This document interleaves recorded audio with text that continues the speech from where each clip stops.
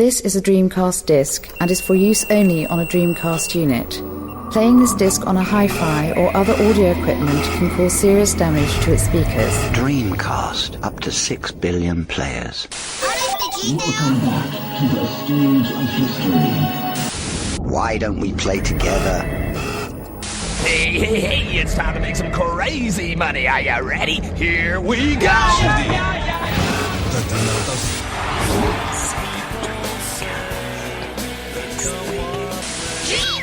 Please stop this disc now. Hello and welcome to episode 33 of the world's greatest podcast called DreamPod. It's a grand claim. Well, if it's true, yeah. The absolute best. My name is Tom and I'm joined by my usual co-host all the way from Japan. His name is Ross. Hello, Ross. Hey guys, how's it going? Hey, Ross. And as you've heard, we have not one but two special guests joining the esteemed previous guest list. The likes of Adam Kowalik, Corey Marshall, Carlos Oliveros from Retro Summers, and Luke Benstead, who created the Dream Pie. We have Mr. Falco Girgis. Hey. Damn, that's a lot to live up to. Those are pretty cool people. And we also have Mr. Patryk Kowalik. I hope I pronounced your name right. Yeah, and suddenly I have stage fright. Yeah, I know. I'm like, Jesus Christ, okay. For those people who are listening who don't know who Falco and Patryk are, they are the two-man team now who are behind one of the most eagerly anticipated independent games for the Dreamcast and the PC, Elysian Shadows, which is a modern-day take on the 16-bit era of role-playing games. Before we get into the game and why it looks so amazing, just have a quick run round the room and see what you guys have been playing or doing on the Dreamcast. Ross, I'll come to you first. Have you been playing anything on the Dreamcast recently? Not so much of a Dreamcast. I've been fiddling around with my Naomi on my arcade cabinet, and I recently bought a Namco System 256, which is like the Naomi is equivalent of a Dreamcast. The System 256 is the arcade equivalent of a PlayStation 2. So I've been playing Tekken 5 on that and stuff. That's awesome. Falco and Patryk, if you didn't already know, Ross is quite the big arcade hardware fan, so he does collect these weird and wonderful machines. I've not got a clue personally, but that's his bag. I do know what the Naomi is.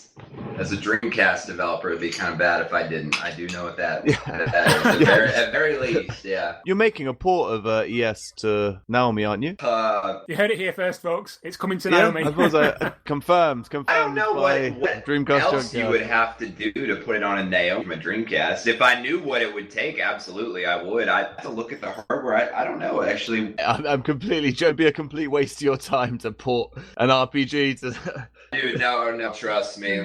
I port ES to random shit just for fun, like. Yeah, I think like once Falco made it run on Google Glass. Yeah, for 2 seconds and then it crashed, but it was pretty cool. 2 seconds. What about you guys? I mean, do you still play in your Dream? I know you're heavily involved in the development side of things now, but you still take time out to enjoy the Dreamcast? The last thing I played on my Dreamcast was Pure Solar, which I'm still in the middle of. I had to stop for a minute just because I've been working so much. But actually, I have, since I've been working on a new VMU emulator kind of software suite for the VMU. So I've actually been turning the Dreamcast on a shitload and just the file manager and looking at those goddamn icon animations to make sure I'm emulating them correctly in ElysianVMU. We will come on to that in good time. We don't want to shoot our load prematurely. Okay, my bad. I'm only half with my load. I'm good. What about you, Patryk? You've been playing on your Dreamcast at all? I actually have to confess that I'm a heathen, and I played some Dreamcast back when I was in States. But my first and only console was Sega Genesis, and then it was PC all the way. PC Master Race, yeah.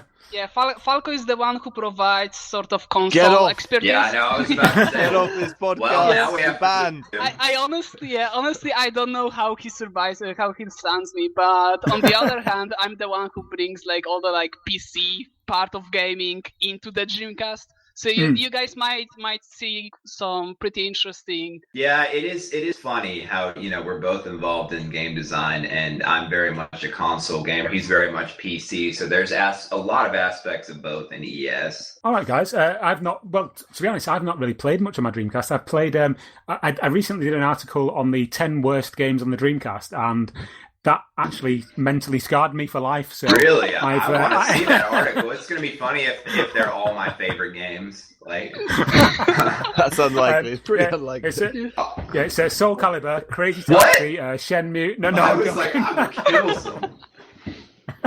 If Samba de Amigo is on that list, I will kill someone. No, it's all the crap. I'll point you towards it. Later after we've done the episode, so you can have a read of that.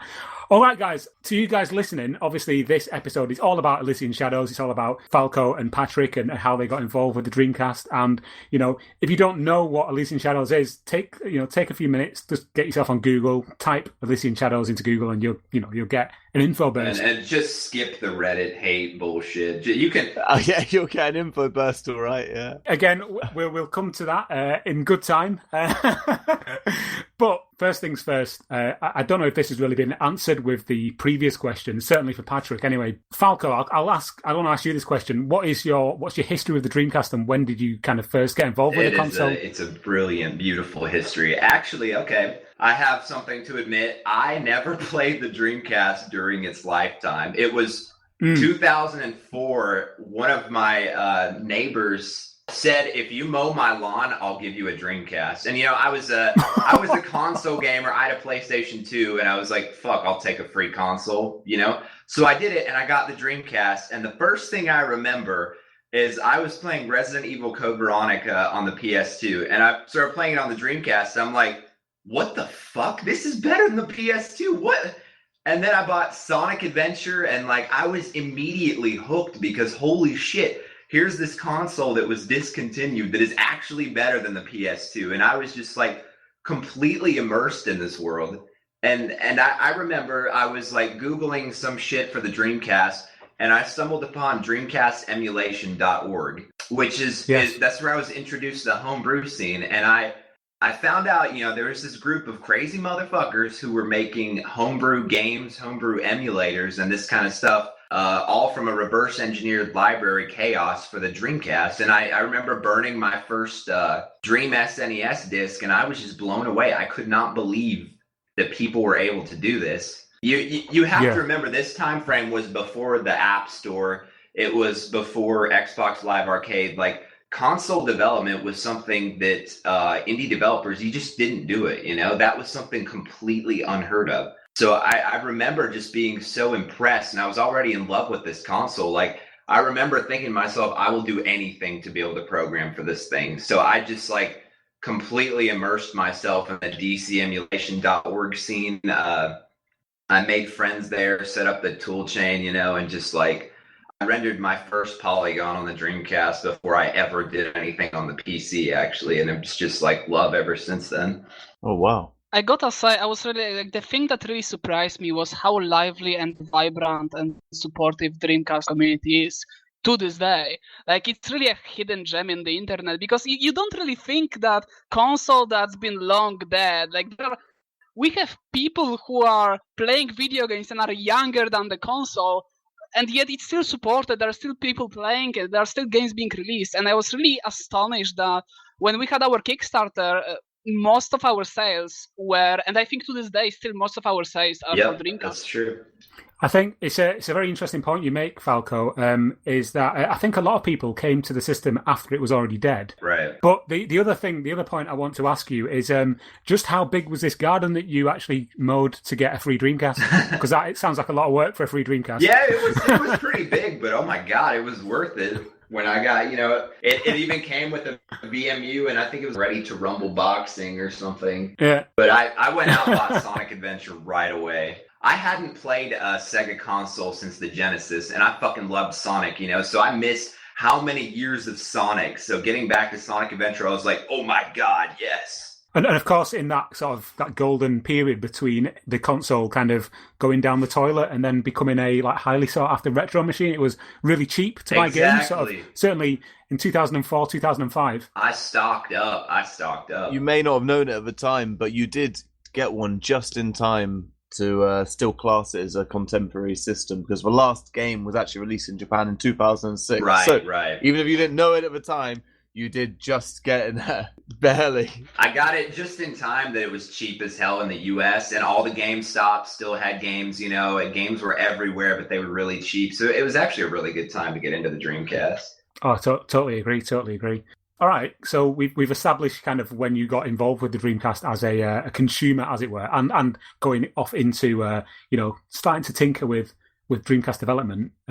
So what's the history with Elysian Shadows Team? Like, how did you become a development team? What was the catalyst, basically? Where did you begin? It all really happened from YouTube and our series Adventures in Game Development. Basically, it started off as, we've been working on at least the technology leading up to this game for years. Like 7 years ago, we would, hang out and start working on the game together, showing the engine crashing or whatever, just a bunch of guys hanging out, chugging energy drinks, staying up all night. We started recording these sessions as what we wanted to be unlockable content on the disc. After you beat the game, you could get like videos showing the development of it. And then we had the idea, well, we'll just throw them on YouTube, and they just kind of took off. Like, people really liked them. Yeah, I mean, I've watched quite a lot of your videos, especially the really early ones. Oh God, number those, 1, number 2. Not those ones. Yeah. The all night ones when you're in the attic bedroom. Yeah. I don't like those episodes anymore, but yeah, So we'll be sure to put links in the show notes so everybody can watch them. If you will look just right, you can see the nerdiness seeping out of your monitor as you're playing the videos. And that's really how we've acquired everyone on this team, other than like Tyler, who I knew in real life. Is they've reached out to contact us, like Patryk, like, oh, I saw your Adventures in Game Development series, I think I was like, from all of the people I remember, I think I was the only one who was already working as a game developer before joining on the team. And I saw that Falco and the rest of the team were looking for concept artists, and that's something. I saw a project that had a lot of promise, that it was really something big. It was something that could change my life. So I joined in. Note, he did not say pixel artist. He said concept. Exactly. And then when I joined in and I saw the little pixel art that we had, because I joined and the engine was already running. The engine was working. The toolkit was working. You could already build levels back then. It was 2012. But I saw that the pixel art that we had was really fucking shitty. That the pixel art back then was basically the pixel artist was unresponsive. So I was like, well, someone's gonna build the fucking game. Might as well be me. So I've learned pixel art so we could make Elysian Shadows.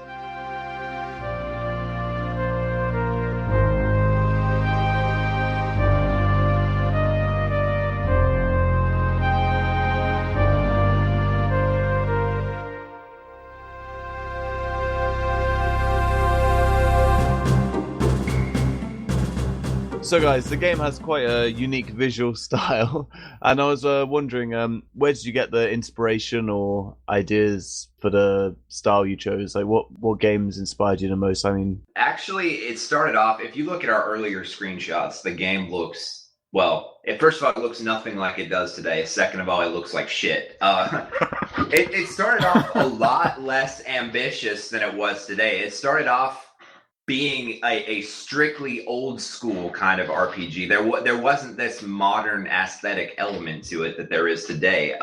It was just a plain 2D RPG, like barely on the level of Chrono Trigger graphically. So originally we were just influenced by Chrono Trigger, Secret of Mana, Phantasy Star, Dragon Quest, I would say Fire Emblem, all the great console JRPGs of back in the day. I take it these were games that you played a lot of as a kid then. Absolutely. Yeah. Like I grew up loving these Final Fantasy 6, and I wanted to kind of pay tribute, and I had a storyline too that I really wanted to tell, and I thought that was like the ultimate kind of game genre for being able to tell a story. As time progressed, you get better at your job. You have to remember, when I first started this, I was like 17 years old, coding on like a Dreamcast. Yeah.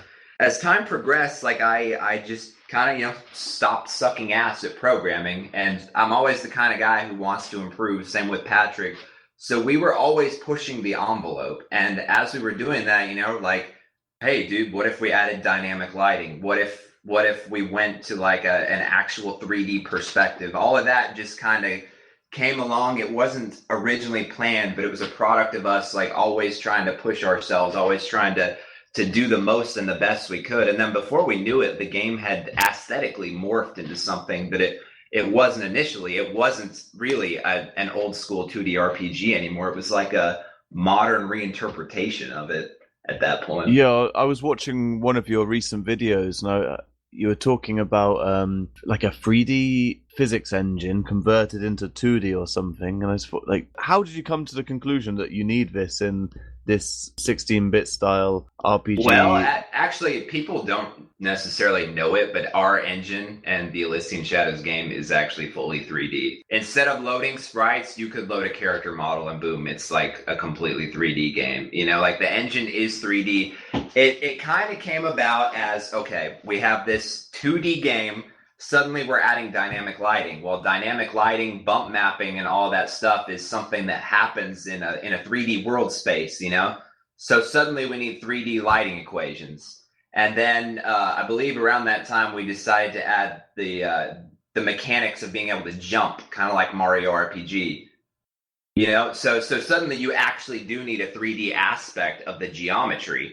And then before we knew it, the map itself was 3D, the metadata was 3D, levels are being created in 3D, and I was just like, fuck it, we can add a different perspective, for certain areas or whatever, and before I knew it, the engine more or less was 3D.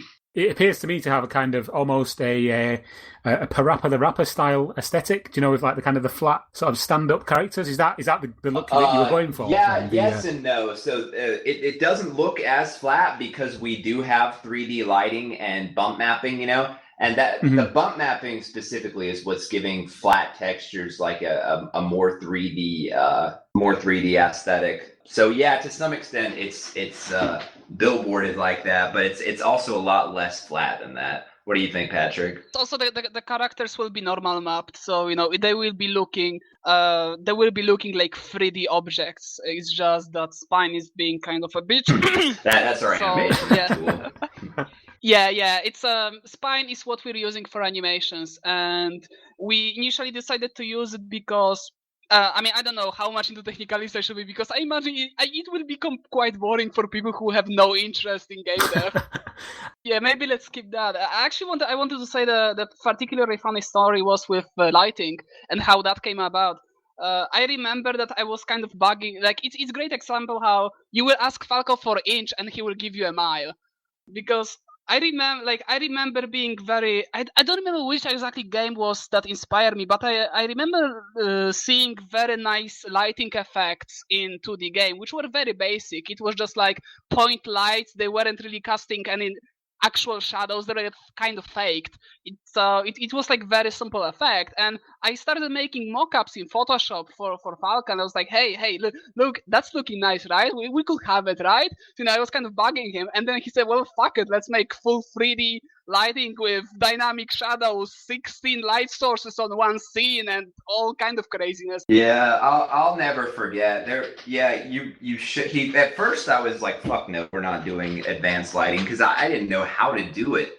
And it kind of stemmed from my own insecurity. I realized I was being insecure because I didn't know how to do the lighting, and then it made me feel like shit as a developer. And then I decided I wanted to push myself, fuck it, I'll learn how to do this.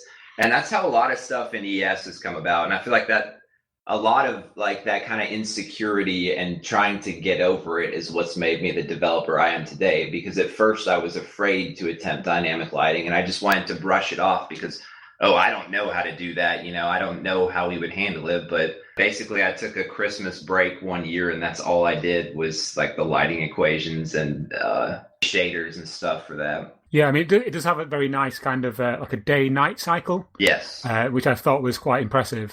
So yeah, obviously it's paid off in that sense. I mean, like even the character sword will reflect metallically based on the direction of the sun. Yeah, we can have different surfaces for different. Oh yeah, because we have so few levels. Like honestly, like people haven't even begun to see what like the engine is capable of from that aspect. Yeah. I was going to ask. The name Elysian Shadows. Whenever I hear the name, I just think of the movie Elysium. The same guy who did District 9 and maybe I'm uneducated or something. But what does Elysian Shadows mean? Can you? It's an intentional oxymoron. So like the Elysian Fields is it's a mythological plane where when heroes would die, that was like their heaven. They wouldn't go to the underworld, they would go there, and it was like a mythical plane of paradise.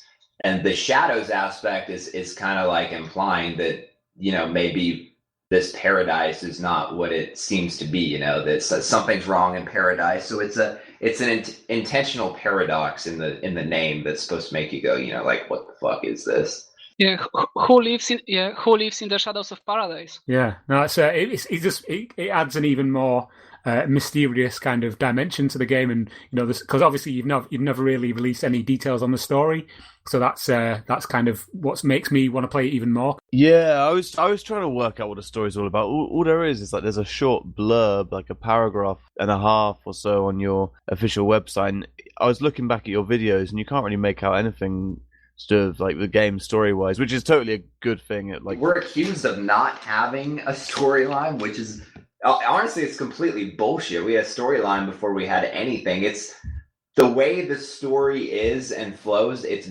very hard to give more than just like what you would see on the back of the disc when you buy it at the store without ruining certain plot elements, because like we want it to have this whoa, holy shit factor, like. And it has a bunch of plot twists and stuff. We don't really want you to know necessarily what the main conflict is yet. To be fair, we have this Skype chat group for our fans, and whoever wants, they can join and just talk to us directly as developers. And once upon a time, I wanted to spill the beans and talk more about the site, and people were raging about spoilers. So I was like, well, that's something I'm not going to talk about. You get some people who will accuse you of, you don't even have a storyline, and then you have some people who are like, yeah, you have a storyline, don't fucking tell me, I don't want to know yet.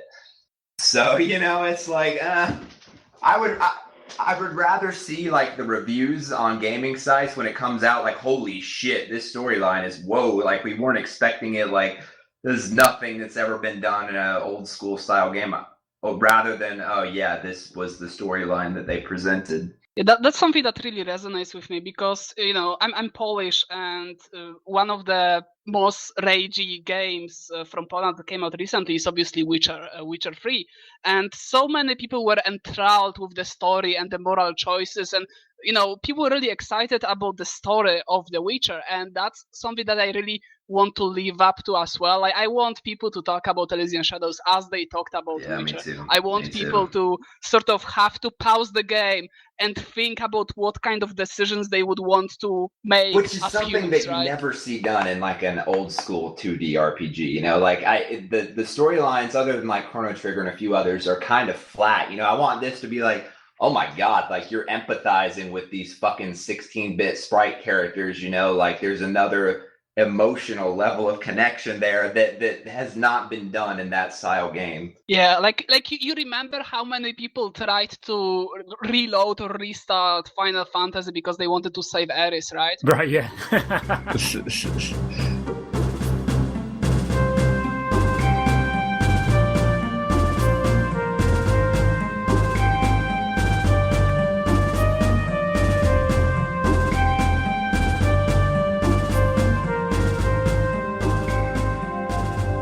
Okay, guys, we've established what the game's all about, who you are, and what your inspirations are, and why the game is so important to you, and also the meaning behind the name. That's the key one. What I want to talk about now is the Kickstarter, really, and how it all happened. And I've never launched a Kickstarter. There was a Kickstarter recently that was cancelled by our good friends at Retro Summer. Xenocider, which is very lamentable. Unfortunate. Yeah, totally. It's a real shame. It looked like it was going to be a good Hey, one. I was in their video, man. I'm sure it'll come back. It'll come back. Me and you both, Falco. We both. Oh, that's right. You were in there too. Yeah. You know what's funny? They contacted. I got a message at like 10 p.m. right after my hair transplant surgery. Hey, we need a video. And you notice I'm wearing a hat in that video. I look like fucking Frankenstein. I was high as hell on painkillers. You know, when I did the get ready and I fell on the fucking floor, I don't even know if that hurt because I was on painkillers from my surgery. It was an Oscar-winning performance, though, I must say. If you But yeah, now your Kickstarter, obviously this was in 2014, and the game was funded, and it was, a bit of a whirlwind. Can you just kind of talk us through how it went? I mean, because obviously from the outside looking in, having never been, a person on Kickstarter, I don't really know how it works. So we, checking how many people had pledged and that kind of thing. Or... Oh my God, no! It's the most absolutely exhausting thing I've ever been through my entire life. So basically, I worked a respectable engineering job as the guy who did fiber optic networking equipment at a telecom company. And basically, I'd always wanted to be a game developer, and we were blowing up on the internet with our Adventures in Game Development series. That's really where it all started. We had like 10,000 subscribers, people were like, holy shit. And we've been hyping up the fact we wanted a Kickstarter. So my impatient ass, I quit my job before any funding whatsoever. So I didn't have a choice. I was like, I'm just going to put my heart and soul into this Kickstarter, and I think I'm going to make it. So I quit my job, and I literally worked day and night. We all did, just, contacting every podcast, posting on forums, contacting all the gaming sites, most of which told us to go fuck ourselves. Like, just trying to get the word out there, making YouTube videos. And oh my God, when the Kickstarter starts, oh yeah, like all day, your full-time job is just trying to promote the Kickstarter. Because the biggest mistake people make is they think, oh, I'm on Kickstarter, people are going to come. No one's going to come. That's not how Kickstarter works. You have to go in with an audience or create an audience. No one just knows out of nowhere, about your Kickstarter or to pledge to it. So every day, your full-time job is to be answering questions and trying to get the Kickstarter, Yeah. And every day, you're looking at your little curve of like estimated projections and shit. And if your curve is not looking okay, like that's a huge problem. Chances are you won't get funded at that point. So we would obsess. I would get push notifications to my phone, obsessing over every little backer. You can also see when people cancel their pledge. And you're like, oh my God, what the fuck did I do wrong? I remember waking up in the morning and being like, oh my God, if this doesn't get funded, like it was looking really close, our curve one day.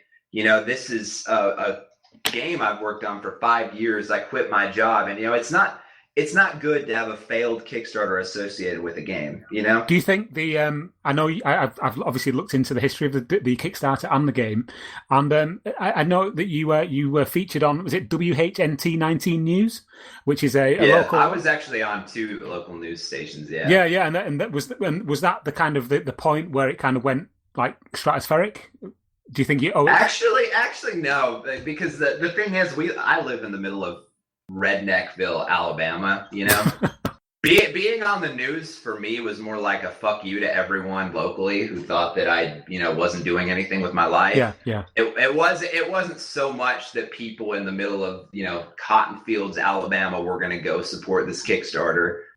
I don't know that really translated to much financially. The 2 blew up points were essentially when we started the Kickstarter, and by the way, we were postponing the start of the campaign like 3 times because we were still rendering the video for the show, even though, Falco before mentioned the mistakes of that other people do. I would say that the biggest mistake would be that people are starting their work on Kickstarter once their campaign is live, and that's so wrong.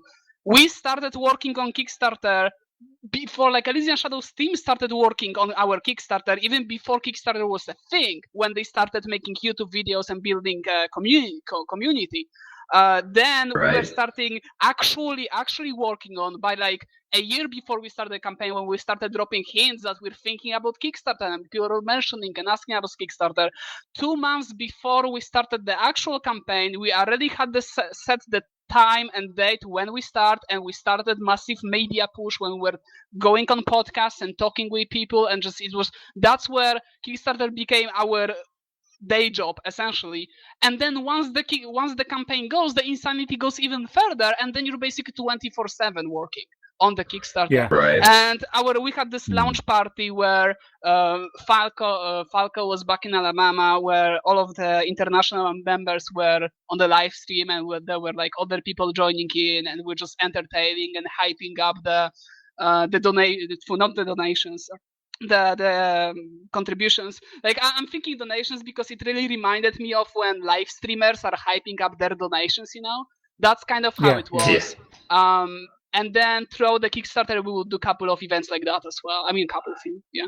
I want to make one important point to remember on Kickstarter that we actually didn't know either. We made a Kickstarter at about the worst time to make it. The economy has so fundamentally shifted. A lot of the Kickstarters that we were inspired by, like Hyper Light Drifter, to a lesser extent Pure Solar even, that if you have a good product, a good page, and you put it out there, back in the day you did not have to do as much work as we did promoting, because all these gaming sites would cover you. But then so many Kickstarters failed that these gamer sites, instead of stepping up and taking responsibility for, oh wow, maybe we promoted the wrong Kickstarters, they blamed the entire platform and they refused to cover any Kickstarters. It was so depressing to us that here we were making this like groundbreaking game, making an engine that will let you make games on the Dreamcast, Ouya, all this shit, things that honestly should have been all over all these gaming sites compared to all the other bullshit Kickstarters they were covering.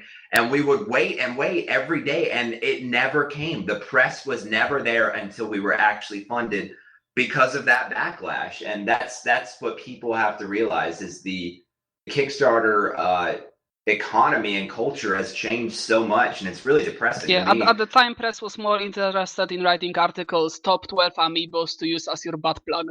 Oh yeah, there were way more articles about what Zoe Quinn was doing with her vagina and whose dick she was sucking than there were about us. And to me, that was just like the ultimate like slap in the face about the gaming press. And I'm still not fucking over it. I'm still kind of pissed off that that's the way it was.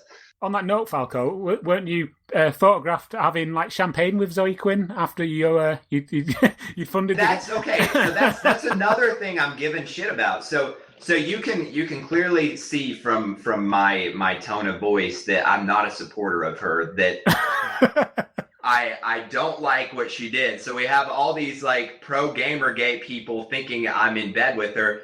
All that happened was I went to a fucking gaming convention after we were funded, and this was an open bar and it was free, and all we did was talk about gaming and game development.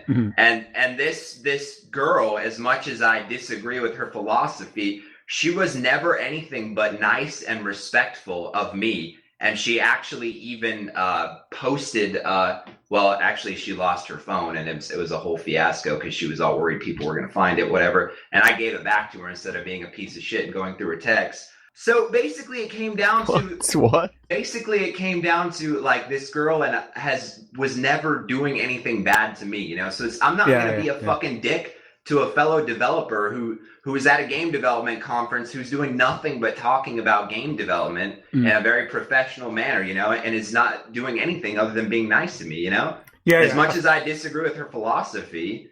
There is this thing of tribalism in modern internet when people expect you to hate other people based on their convictions, and I strongly disagree. Right, and that's just disgusting. Like she was very respectful and nice to me, so as much as I disagree with her on a philosophical level, I was too. You know what I mean? Like, I'm not religious. That's the same thing as, am I supposed to hate every religious person now? And I can't have a picture taken with them? For crying out loud, I was liberal when I joined Elysian Shadows Team, and Falco didn't rip my asshole in half. So yeah, we've gotten so much shit over that picture. My God. I think what we'll do is we will come back to that kind of subject in a little while. But what I wanted to say first of all is I just want you to know that I actually backed the Kickstarter. It was only $5. It was only $5 because I couldn't afford to buy it. But I just wanted to put that one in there. And I didn't back the Kickstarter. 2004. Wait. Give me a fucking chance. Wait. But I know. I think 2004 was around. For some reason, I don't even think I've heard about the Kickstarter. I must have been like out the loop, busy with something. I don't know. I think because the gaming sites weren't writing about it. So yeah, I can't blame you. Yeah, well, for whatever reason, I didn't hear about it at the time. I think, anyway, and maybe 6 months or so after the Kickstarter had been funded, I heard about it, and then I went onto your site, and I have ordered a game or backed it through your. I can't even remember the process now, but I know I have. You redeemed it through your redeemed website. Yourself. Yeah. All right, guys. Let's move on from the Kickstarter. Let's talk about, if you're happy to, the fact that now it's just you two, and it wasn't always that way. Can we talk a little bit about past members and how it actually evolved into just the two-man team that it is today? Honestly, it actually kind of was always this way, regardless of how many people were supposedly on the team.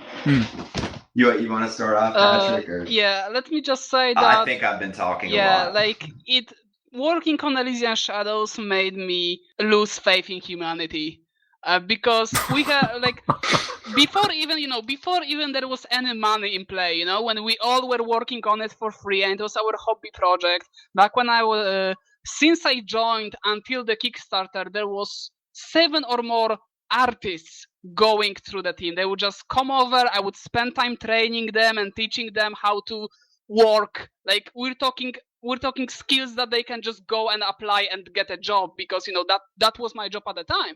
And then they would just leave, and it would be the same shit happening over and over again. Or we would get people who would come on a team and do jack shit, and just have a nice ego boost that they're part of the Elysian Shadows team, while we relied on them to do anything. So yeah, I got really salty. There would be plenty of days in Skype where it would just be, we had a team conversation and Patryk and I would be like, has this guy done shit? Like, has he done anything? Yeah. And especially Tyler was the biggest one, because towards the end, he was part of the videos and stuff. And towards the end, you can look at his commit logs on Git and see that he literally was not producing anything or doing anything. Yet here we all were having to live off of this Kickstarter money. Here's this guy who's making as much money as I am off Kickstarter just out of necessity. He had a mortgage payment. Patryk wasn't making a dime at the time. This guy was skipping work he was missing almost as many days of work as he was coming. He wasn't really getting anything done while he was coming, and he was slowly sucking the money pool dry, Is this what led to the misadventures in game development video that you did? Oh, absolutely. Yeah, and what's worse is that we try to talk about it so many times, because it's not like we're just, you make one slight mistake and we kick you off the team. That's not the thing. Oh my god, dude! I swear to God, So just talk out of. It's a good story. Yeah. Okay. I will let you. I will just tell my embarrassing story. So it was 2 months after a Kickstarter when I started heavily researching normal mapping of pixel art and how to exactly make the art file, etc. And I spent 2 months on it, and I was going the wrong direction. So at certain point, I had to come back to the team and say, hey guys, I let you down. I wasted 2 months because, what I was working on, it's not applicable. I need to go the other way.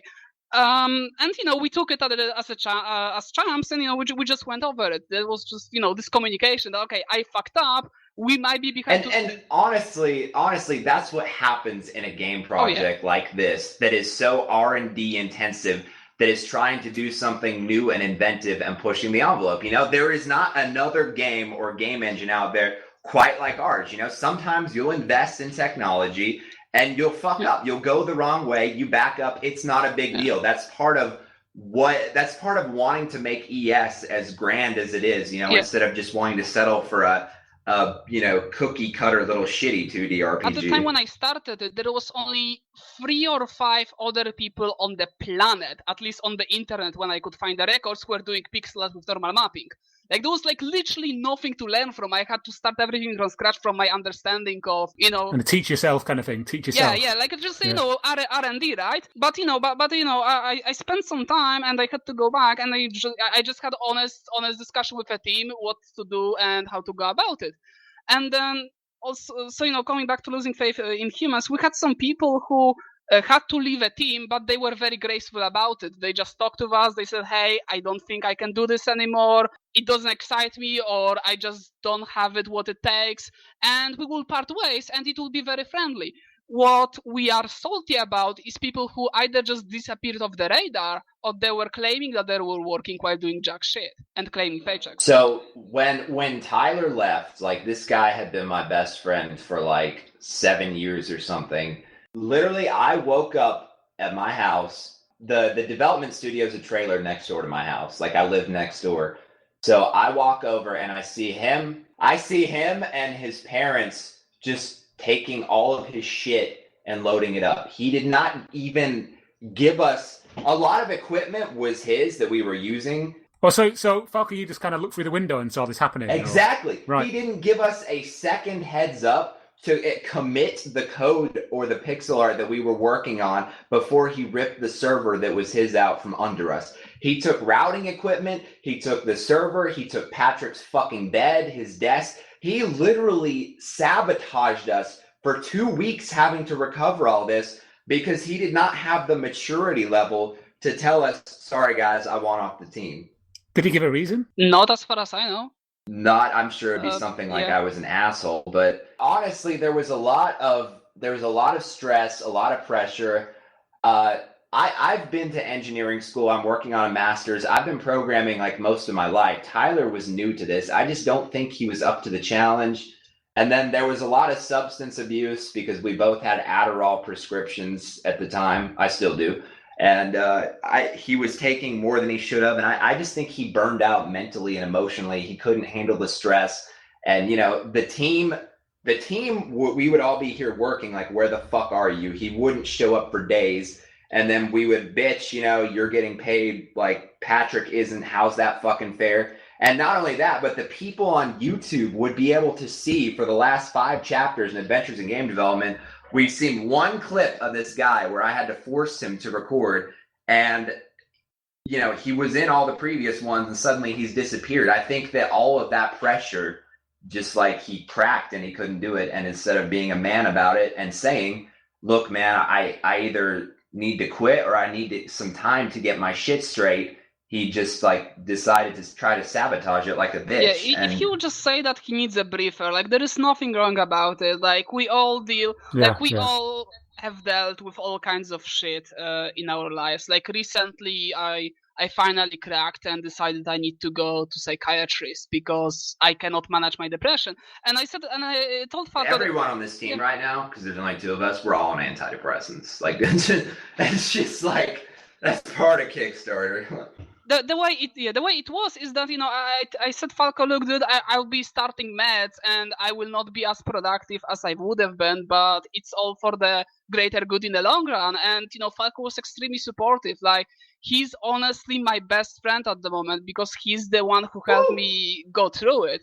So no, that's that's really kind of courageous to admit that on a podcast. I totally respect you doing that. I really it. Does not bother me at all. Yep, I'm on a happy pill and it's fucking awesome. For the life of me, I just can't understand why the backers are at all worried. I know, about the right? project. Here we are working our asses off. What the hell, man? I will admit that we are not updating Kickstarter as frequently as we should. Although if you look at Facebook, Google+, Instagram, Twitter, we update that shit almost every day. Literally almost every day. We have a real-time Skype conversation where about 80 people at all times every day know exactly what we're working on. We used to do live streams every day.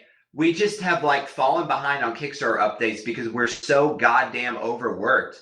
And then people think that we took the money and ran. It's like, dude, have you looked at any of the rest of the internet? Like, I admit it, I'm sorry, we've been really bad about Kickstarter updates. That does not mean that we're thieves. That just is literally a reflection of the fact we're so fucking overworked. I think anyone who just takes a brief look at your social media, or just types in Elysian Shadows or Falco or whatever, will soon be able to see quite clearly that you've not run away and taken everyone's money to get a hair transplant, like some people are saying. Like, I mean, I could see you guys are like literally driving yourselves close to breaking point for this game. I'm not saying it's whether the game will be finished or whether it'll be a fantastic game, whatever. That's still up in the air, but. To say that you just ran off with the money and you're not bothering, that's bullshit. Yeah. I mean, anyone can see that you're working your ass. Yeah, I wanted to just take that on to kind of lead into the next point that I wanted to raise, if you don't mind, Falco. No, this thing that I sent to you earlier in the week.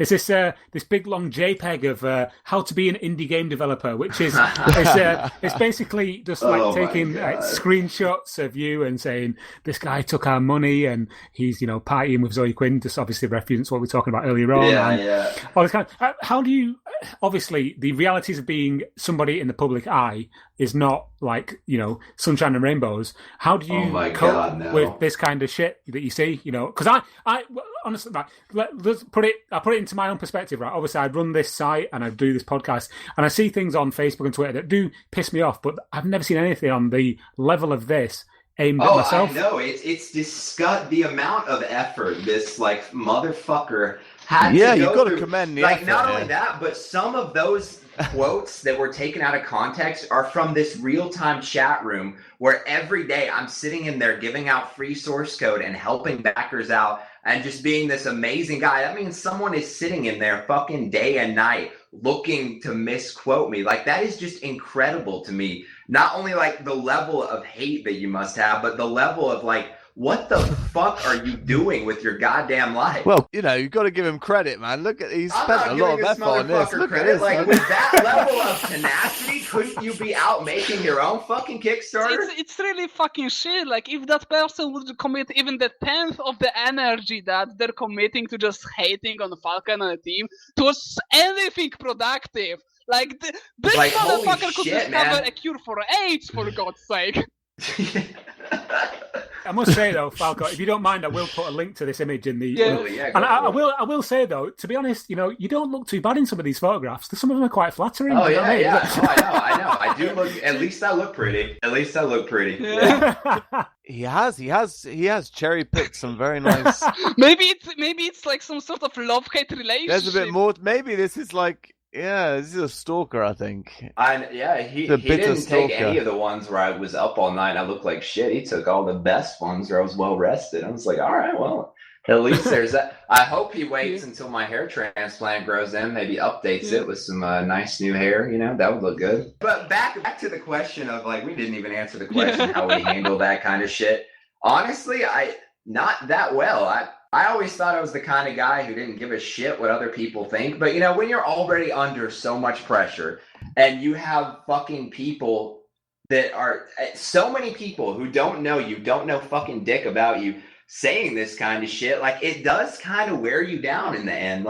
There was a point where it really kind of fucked the yes up for me for a month because I was just it became mature because everyone on the internet thinks I'm a fucking thief and I'm a piece of shit and blah, blah, blah. But one day I just realized they are ruining fucking game development for me. And that's literally my favorite part of my fucking life is just the elation that I get from fucking coding and creating and pulling my head out of that fucking depression in my ass. That's really when I started the VMU emulator. It's a little side project that went directly into ES. But I just realized I have to distance myself from this bullshit better than I've been doing because I was always the kind of guy, I would read every fucking comment, no matter how negative, no matter how fucking bad. And I would just be I don't give a shit. I can do this. I'm a man. Read every fucking one of them. When there's enough, it's more self-destructive to read that shit.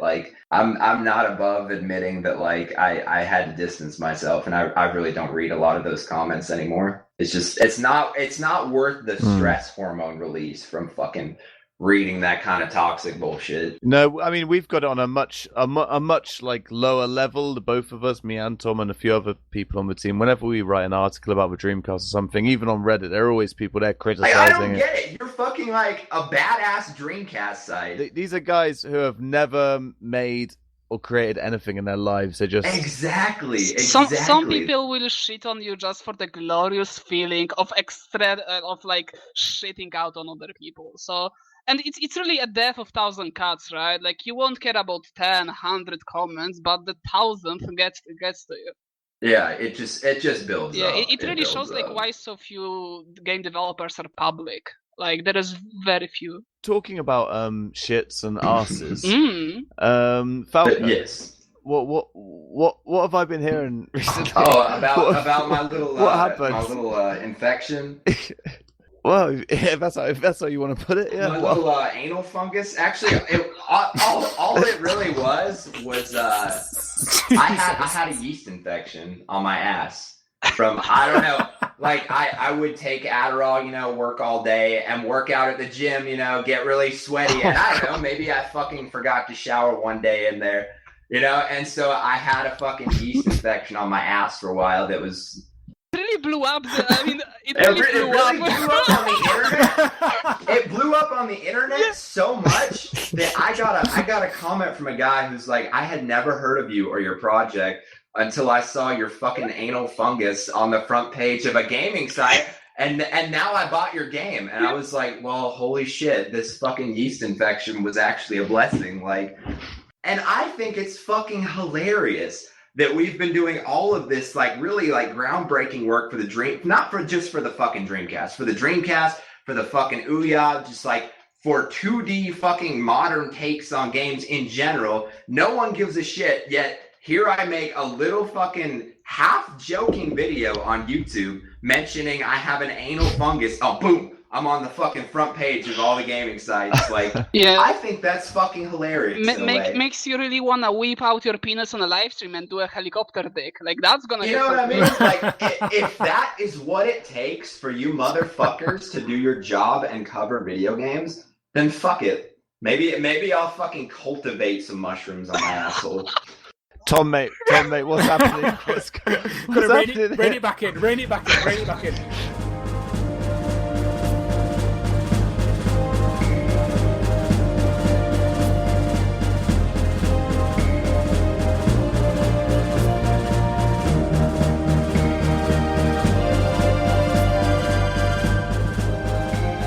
Guys, we've covered the anal fungus, we've covered Zoe Quinn, we've covered the... Did you like my segue? It was beautiful. It was good, wasn't it? The most professional... Thank you. Something that you touched on very briefly, I want to just talk about quickly, is the Elysian Shadows development kit, Elysian Shadows Tool Kit, and also the Elysian Shadows VMU, which is the VMU emulator. Right. Now, the toolkit, can you just kind of explain what that is and how it's going to be beneficial to the Dreamcast community? So because we're doing all this like crazy shit with our engine, we're representing its 2D sprites and 3D space. We have skeletal animations. We have dynamic lighting. There is no level editor out there to do what we need to do for our engine. So we not only are we developing an engine from fucking scratch with fully extensible with a Lua scripting language, in the same way that, you can make Unity behaviors and stuff, but we are developing this toolkit that allows you to create levels, to import assets, to do all this stuff, basically like Unity, and deploy it to Dreamcast, iPhone, Android, Ouya, Steam, and all these platforms. So that's basically what that is. You can drag and drop light sources, import normal maps, lay tiles. You guys are making an RPG, obviously, but what kind of games do you envision people might be able to create using these tools? Literally anything. Right now, if you, in one line of code, I can apply a gravity vector to the physics engine and it becomes a 2D platformer. Yeah, like a Sonic. Or one line of code. Or you change the camera perspective and you have something like a Quake-free arena. And that's another thing. Like, people don't understand. And that was something that we committed to on Kickstarter, was that in addition to this game, we're releasing this toolkit, which I have a lot of backers who actually don't give a shit about our game and they only want the toolkit. So when I committed to this project and to this team, I was mostly supposed to be, engine toolkit R&D, because that takes an insane amount of time to do just the technology powering the game. But not only that, but I have to do gameplay now and scripting. That's part of why we're so overworked and we haven't been able to post Kickstarter updates consistently. I was supposed to do only pixel art and animations and shit. Now I have to do everything visual and build levels and shit. Like that's Falco's doing like job of 5 people. Same with me. Shit happens. The toolkit is one of the most fascinating things from my perspective, because I'm not a programmer, I'm not a developer, but every single time I put an article on the Dreamcast Junkyard about toolkit, it just goes through the roof with the hits and people share. Honestly, it's like you can envision it as if Unity supported the Dreamcast now. Like, if my Dreamcast is on the network with a broadband adapter or connected with a fucking coder's cable, or even if you want to burn the image to a disk, if I in real time am editing a level and I change deployment target to Dreamcast and push play, it's submitting the level over the network through the broadband adapter, instantly streaming the assets I can play through as I create it. And like, that is such a powerful thing to be able to do on a Dreamcast, when historically this scene is, the development tools are very low level. It takes like someone very knowledgeable in engineering and low level C and stuff to do much on the Dreamcast. There's a lot of complicated tool chain setup, and I think this is opening the doors to Dreamcast development like substantially, in the same way that Unity's invited people who are not engineers to make games. I'm hoping that this development suite will do the same for the Dreamcast. To hear that you can change a line of code and you can change the game completely to like a first-person shooter or a platformer, that is just mind-blowing. It's so exciting to hear that. It's just wow. What I wonder is, like, I mean, as you can probably tell, neither me or Tom are like game developers, and we don't know too much about it. But how much are you using the Dreamcast's Windows CE functionality, and how much are you using the Katana SDK or whatever? We're not using either at all, because that would be illegal even to do that, and we don't want to get our asses sued up. We're using the Callisti OS to some extent. Some of the stuff, like the graphics, is lower level than that, but some of the higher level stuff we're definitely using Callisti OS. That combined with like just low level access from like fucking data sheets and shit. That's how we're doing it. And what about the ElysianVMU? I mean, I know we spoke about it very briefly earlier on. That's my new pet project. So in the same way that the ES toolkit is trying to open up Dreamcast development to everyone, this is trying to open up the Dreamcast VMU to everyone. So there's this subset of games now, like Elysian Shadows, Xenocider would have been one, Pier Solar, that are cross-platform games that are, tied to the Dreamcast. And an essential part of the Dreamcast experience, I'll go so far as to say that if you have a fucking $150,000 Kickstarter for Dreamcast and you don't have some kind of VMU functionality, what the fuck are you doing? That's part of the Dreamcast experience. But it is very hard, time-consuming, to create a worthwhile VMU minigame. And you're only creating that for a subset of the people who are playing your game for the Dreamcast. Well, how do you deliver equivalent functionality to everyone else? So what ElysianVMU is allowing us to do is it's allowing you to use something like your iPhone as the VMU for, if you're playing on Steam, you can have the VMU as a separate window. You can offload the VMU to your iPhone. It's allowing every other build in a cross-platform game on the Dreamcast to take advantage of the VMU functionality, and you're only writing the VMU game code one time, and it's deploying everywhere.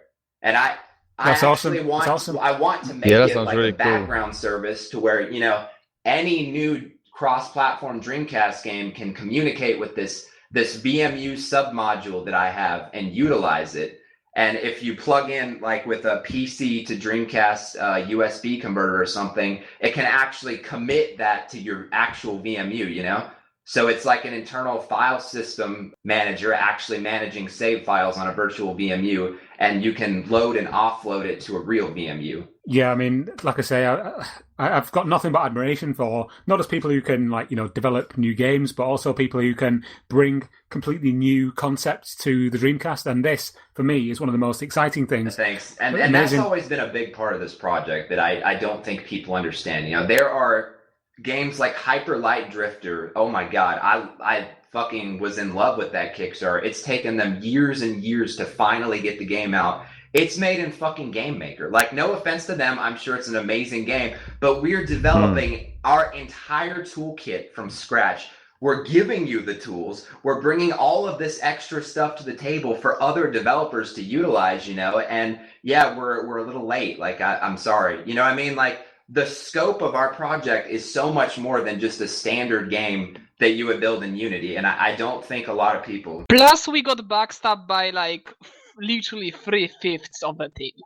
Like, that's also quite a problem, where you start with 5 people and then one after another, you just get a dagger in your ass. What was it Shigeru Miyamoto said? He said something about delayed game. Delayed game is eventually good, but rushed game is forever bad. Exactly. That's the one, yeah. So, time will tell. I mean, people may be complaining now, and, you know, you've got to understand, you can understand why. This is not a Kickstarter, is not a pre-order. This is a pre-payment. Right. People have put their money down and been worried about that. That's fair enough. But time will tell. I mean, if the end product is good, then, like, I'm sure all the naysayers and all that will be forgotten, and what will be remembered is a great game you've created. Yeah. So. All I can say is that both of us are committed to absolutely, like, finishing the product and making it top notch. Like, there might be delays with time. There are already delays, but the question never was if Elysian Shadows will be finished. The question was when. Yeah, exactly. I'm not going to like kind of put you on the spot and say, "Oh, when's it coming?" Because I don't want to give you that kind of stress. However, I will. When's it coming? I'm joking. No, honestly, I do have something to say. So there are 2 of us right now. That is, we don't even have a musician right now. Well, not officially. So that is not enough to finish this game in a reasonable time frame. But as I've alluded to before, we have something very, very big in the works right now. I'm under an NDA, and I'm not allowed to discuss it really in detail, but it is addressing the lack of manpower. And I'm waiting right now on contract stuff, and that is not a definitive timeline when that will be done. But once that is done, development will be substantially faster. You know what I mean? So based on when that is done, that will affect the release date. So, like, even if I wanted to, I could not give an accurate projection right now based on that. Cool. Well, people, you heard it here first. Straight from the I'm not going to call you a horse, Falco, but straight from Falco's mouth. Guys, I think we've kind of come to the natural end of this conversation. I just wanted to ask if you had anything that you wanted to plug. You know, your Twitter accounts, Facebook, that kind of thing. Yeah, I guess just check us out on Facebook and Twitter, because that's Facebook, Twitter, Instagram. Be sure to follow us on social media, because, like I said, due to the nature of being able to make continuous small updates, we update those almost every single day with progress, as opposed to Kickstarter, you know, where you have to make a giant ass update detailing everything. We're not as good at updating that. Yeah, you can follow Falco and Patryk on Twitter at Elysian_Shadows, and also you can visit the official website, which is ElysianShadows.com, and Facebook.com/Elysian Shadows, funnily enough. The YouTube channel. Yeah, Ventures in Game Development. If you just type that into the YouTube search box, you'll find Falco and, you know, his lovely messages. Yep. But yeah, guys, I just want to really thank you for taking the time to come onto the DreamPod and, you know, speak to us and get dispel some of the myths about the project and also about yourselves, really. So yeah, thanks for having us. Thank you so much. You know, it was a pleasure. That's probably going to bring it to the end of the episode now. But Ross, you can't follow Ross on Twitter because he's not on Twitter because he's a Luddite. But he's lurking around the Facebook group. That's the Dreamcast Junkyard Facebook group, which is facebook.com/groups/Dreamcast Junkyard, or you can find our main site, which is thedreamcastjunkyard.co.uk, or you can follow me on Twitter at Tom Lisi. What are you going to say, Ross? should have an article pretty soon about the Atomic Wave coming up on the main site within the next few days. Maybe by the end of this weekend. What's that? The Atomic Wave? Yeah, about the Atomic Wave system, which is based on the Dreamcast architecture. Cool. Sweet. Yeah, we will just check out the exciting blog and every few days, and you'll see. One final question for you, Patryk. Are you into football at all? Do you follow football? Totally not. God damn it! I was going to ask you about Poland's chances in the European Championship, but if you're not interested, then I won't. I hold deep loathing towards Polish football because we're so much better at literally every single other sport. Yet my country somehow weirdly strongman's your exactly. thing, right? And yet my country is so weirdly Pujanowski, yeah. And there's just it's just like there is so much, or like our handball team, or there was like ski jumping, literally fucking everything, and all the people care about in this country is like football. Why won't they care about the sport that we're actually good at? I actually lived with a couple Polish guys for about a year, and they were always going on about Pujev, like talking about shit. Can you guess I bet you can, Patryk. Can you guess the one Polish word I learned in the year or two I spent living with them guys? Kurwa. Yeah. Kurwa. Falco, I'm going to come to you for the final word of the podcast. Who is going to win the European Championships? I have no fucking clue. Here we go!